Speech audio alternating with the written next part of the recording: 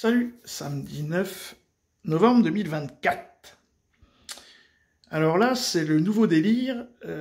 Donc il y a un Iranien, un Afghan vivant en Iran qui a migré aux États-Unis. Enfin, vous allez voir, vous allez écouter quoi. Qui donc a été embauché pour tuer Trump. Nouveau délire. Donc, première partie, on écoute les faits. Et puis après, il y a cette dame là, qui est la représentante du Trumpisme. Ah zut. Ouais, je disais du Trumpisme en France, donc représentante des Républicains.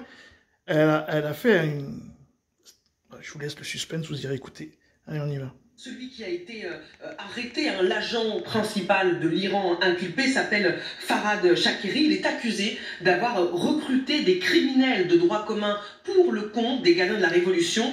Selon des documents judiciaires, les conclusions de la justice américaine se fondent sur des entretiens téléphoniques entre le FBI et ce fameux Farhad Shakeri, qui affirme avoir reçu, lors d'une réunion avec un responsable des gardiens de la Révolution, l'ordre de fournir dans les 7 jours un plan pour tuer Donald Trump. Et il explique que l'échéance c'était le 5 novembre et que l'Iran espérait que Donald Trump ne soit pas réélu pour que son dispositif de sécurité ne soit pas aussi fort. Vincent. C'est du délire, hein.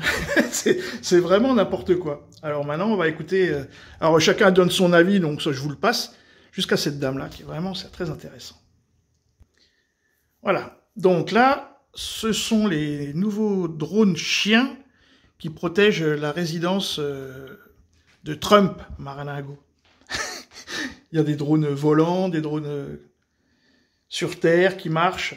Bon, allez, on y va. Qu'il a été victime de plusieurs tentatives d'assassinat. Oui, ce sont des robots chiens, voilà. Il y a évidemment des drones, et ça c'est sa résidence de Mar-a-Lago, Donald Trump, qui a été renforcée depuis évidemment qu'il est bientôt de retour à la Maison Blanche. C'est une cible, Donald Trump? C'est une cible déjà depuis la campagne électorale, puisqu'il a fait l'objet d'une tentative d'assassinat pour sûr, d'une troisième éventuelle. Là, ce qui me frappe, c'est que le sujet touche l'Iran, d'un Afghan qui a été aux États-Unis, puis qui a été expulsé. Tout ceci ressemble beaucoup à des montages pour une propagande, mais de quelle direction? Qui a intérêt à monter la pression entre les États-Unis et l'Iran, quand on sait que, au fond, l'État américain n'est pas si prêt que ça à enclencher les hostilités avec l'Iran de manière poussée, et n'a pas forcément les équipements, les moyens humains pour le faire. Donc, qui essaye de monter la pression juste après l'élection de Trump? Je pense que c'est le sujet principal, et je serai effectivement très attentive et très curieuse de savoir ce qui va se passer entre maintenant et l'intronisation, de l'inauguration, comme on dit en franglais, de Trump au mois de janvier. Je pense que nous sommes dans une période très délicate au point de vue international. Incroyable, hein? Le sous-entendu, il est évident. C'est qui, hein? Parce qu'il n'y a personne d'autre qui a intérêt. Qui? Salut les amis.